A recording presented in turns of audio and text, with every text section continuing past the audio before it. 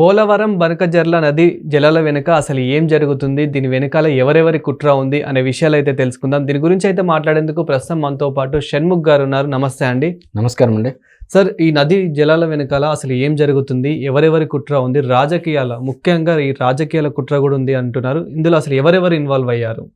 ప్రధానంగా రెండు తెలుగు రాష్ట్రాలలో గోదావరి నది, కృష్ణా నది జలాల మీద ఎప్పటి నుంచో ఎప్పుడు రాజకీయం అవసరం అంటే రాజకీయం చేయాలి అని రాజకీయ నాయకులు అనుకున్నప్పుడల్లా ప్రతిసారి తెలంగాణ రాష్ట్రం ఏర్పడినది నీళ్లు, నిధులు, నియామకాలు. మరి ఈ నీళ్లు అనేది రెండు తెలుగు రాష్ట్రాల ప్రజలకి ఒక సెంటిమెంట్, చాలా సున్నితమైనటువంటి అంశం.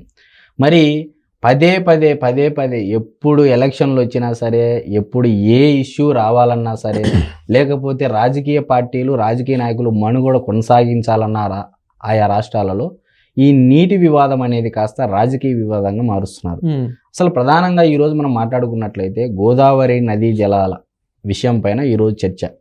మరి GRMB Godavari river management board, KRMB Krishna river management board, apex council అని చెప్పేసి కేంద్ర జలశక్తి ఆధ్వర్యంలో ఇరు రాష్ట్రాల ముఖ్యమంత్రులు కూర్చొని నీటి వివాదాల పరిష్కారానికి ఒక పంచాయతీ పెడతారు. దాన్ని అపెక్స్ కౌన్సిల్ అంటారు. మరి ఈ గోదావరి గత 100 సంవత్సరాల చరిత్ర, ఈ నీళ్లు సముద్రంలో కలిసిపోయి నీటి చరిత్ర తీసుకుంటే ప్రతి సంవత్సరం ఆన్ యావరేజ్గా 3000 టీఎంసీల నీళ్లు సముద్రంలో కలుస్తున్నాయని చెప్పేసి ఇస్తున్నటువంటి నివేదిక. ఓకే. మరి సముద్రంలో కలిసేటువంటి నీటిని గోదావరి, కృష్ణ, పెన్నా నదులు అనుసంధానం చేసి రాయలసీమ, అటు కోస్తాంధ్ర, ఉత్తరాంధ్ర సస్యశ్యామలం చేయాలని చెప్పేసి ఆంధ్రప్రదేశ్ రాష్ట్ర ప్రభుత్వం లేదా నారా చంద్రబాబు నాయుడు గారు సంకల్పించారు. మరి ఇక్కడ తెలంగాణ ప్రజలకు కానీ తెలంగాణ ప్రాంతానికి కానీ ఏ రకంగా అన్యాయం చేకూరుతుందనేది ఈ రోజుకి ఏ రాజకీయ నాయకుడు కూడా విశ్లేషించినటువంటి పరిస్థితి. హరీష్ రావు గారు ఏమంటారు, తెలంగాణ ప్రాంతానికి మాకు ఏం నష్టము లేదు పోలవరం బనకచెర్ల ద్వారా, కానీ బనకచెర్ల ముంపు ప్రాంతాలు అంటే వెనకనున్నటువంటి ప్రాంతాలు మాకు ముంపుకు గురవుతాయని చెప్పి చెప్తా ఉన్నారు. ఇది ఎక్కడున్నా ఏ ప్రాజెక్టు నిర్మించినా R&R ప్యాకేజ్ కింద ముంపు ప్రాంతాలకు పరిహారం ఇస్తారు, చేస్తారు. ఇది పెద్ద సమస్య కాదు. కానీ ఇక్కడ ఎక్కడ సమస్య అంటే కృష్ణానది పరివాహక ప్రాంతము తెలంగాణ రాష్ట్రంలో ఎక్కువ ఉంది. గోదావరి నది తెలంగాణ భూభాగం ద్వారానే ఆంధ్రప్రదేశ్ తద్వారా సముద్రంలోకి కలుస్తాయి. సో పరివాహక ప్రాంతాలను బట్టే నీళ్లు మేము కేటాయించుకుంటాము మా ప్రయోజనాలకు తగ్గట్టుగా అని చెప్పేసి తెలంగాణ ప్రభుత్వం ప్రధానంగా వాదిస్తూ ఉంది. మరి నిజంగా ఈరోజు తెలంగాణ భూభాగంలో ఎక్కడైనా గ్రావిటీతో నీళ్ళు ఇచ్చే పరిస్థితి ఉందా? ఒక్కసారి ఆలోచన చేద్దాం. పోలవరం బనకచెర్ల అనుసంధానం ద్వారా తెలంగాణ ప్రాంతానికి నష్టం వాటిల్లుతుందా, లాభం చేకూర్చుతుందా అనే మనం విషయం గురించి మాట్లాడుకున్నట్లయితే, పోలవరం ఎప్పుడైతే కంప్లీట్ అయ్యి పైన ఉన్నటువంటి డ్యాములన్నీ నిండితేనే కదా కిందకి నీళ్ళు వదిలేది. ఏ రాష్ట్రాలైనా గోదావరి అయినా కృష్ణా అయినా పైన ఉన్నటువంటి డ్యాములు ఫ్లోటింగ్ ఎక్కువై వాటర్ అయితేనే గేట్లు ఎత్తేసి కిందికి వదులుతారు. మరి కిందికి వదిలినటువంటి నీళ్లను వాడుకుంటే అంటే తెలంగాణ రాజకీయ నాయకులకు ఏ విధమైనటువంటి సమస్య నాకు ఇక్కడ అర్థం కానటువంటి అంశం. మరి ఈరోజు 3000 టీఎంసీలు నీళ్ళు అంటున్నారు. మరి రెండు తెలుగు రాష్ట్రాలు ఉన్నటువంటి అన్ని ప్రాజెక్టులు కలిపితే నీటి నిల్వ కెపాసిటీ ఎంత? 1500 టీఎంసీలు కూడా దాటదు. ఒక్క శ్రీశైలం చూసుకోండి, నాగార్జున సాగర్ తీసుకోండి, ఈరోజు కొత్తగా నిర్మించినటువంటి కాళేశ్వరం ఎత్తిపోతల పథకం దేని మీద నిర్మించారు? గోదావరి నది మీద కదా. శ్రీరామ్ సాగర్ దేని మీద నిర్మించారు? గోదావరి నది మీద కదా. మరి ఇదే కాళేశ్వరం ఎత్తిపోతల పథకం కట్టేటప్పుడు నారా చంద్రబాబు నాయుడు గారు కానీ వైఎస్ జగన్మోహన్ రెడ్డి గారు కానీ ఎవరైనా అభ్యంతరాలు తెలిపారా? ఇప్పుడు తెలంగాణ ఎంత పర్సెంటేజ్ నీటిని కోరుతుంది, అదేవిధంగా ఏపీ ఎంత పర్సెంటేజ్ని కావాలనుకుంటుంది?